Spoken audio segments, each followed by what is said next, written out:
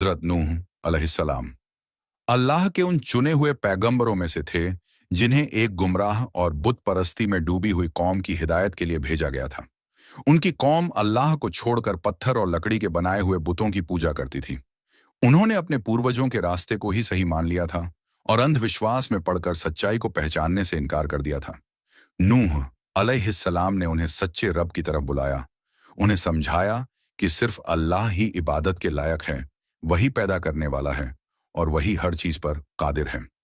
नूह अलैहिस्सलाम ने यह दावत केवल कुछ दिनों या महीनों तक नहीं दी, बल्कि पूरे 950 वर्षों तक सब्र और लगातार मेहनत के साथ अपनी कौम को हिदायत देते रहे।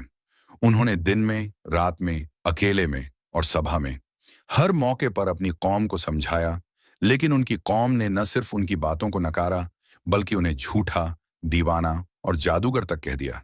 वे उनका मजाक उड़ाते, उन पर हंसते और उन्हें तंग करते रहे। जब नूह अलैहिस्सलाम को यकीन हो गया कि उनकी कौम अब कभी नहीं मानेगी, तो उन्होंने अल्लाह से दुआ की कि इन गुमराह लोगों को खत्म कर दिया जाए, क्योंकि अगर ये जिंदा रहे तो आने वाली नस्लें भी गुमराह होंगी। अल्लाह ने उनकी दुआ कबूल की और उन्हें हुक्म दिया कि वे एक बहुत बड़ा जहाज, सफीना तैयार करें। अल्लाह ने उन्हें जहाज बनाने की तफसीलात भी बताई।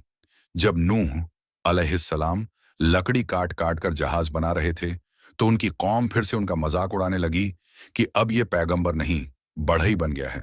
लेकिन नूह अलैहिस्सलाम को अल्लाह पर यकीन था। उन्होंने उसकी नाफरमानी करने वालों की बातों पर ध्यान नहीं दिया।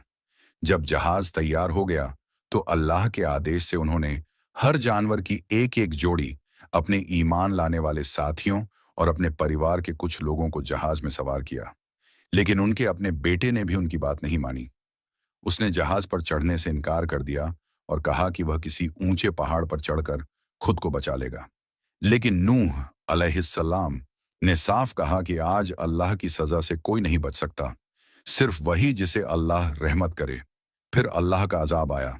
जमीन से पानी उबलने लगा, आसमान से मूसलाधार बारिश होने लगी और एक ऐसा भयानक तूफान आया जिसने पूरी धरती को पानी में डुबो दिया।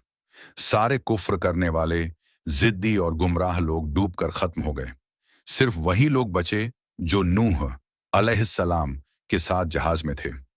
यह तूफान कई दिनों तक जारी रहा और जब सब कुछ साफ हो गया, तो अल्लाह ने उस जहाज को जुड़ी नामक पहाड़ पर ठहरा दिया। इस पूरी घटना से हमें कई अहम सीख मिलती हैं।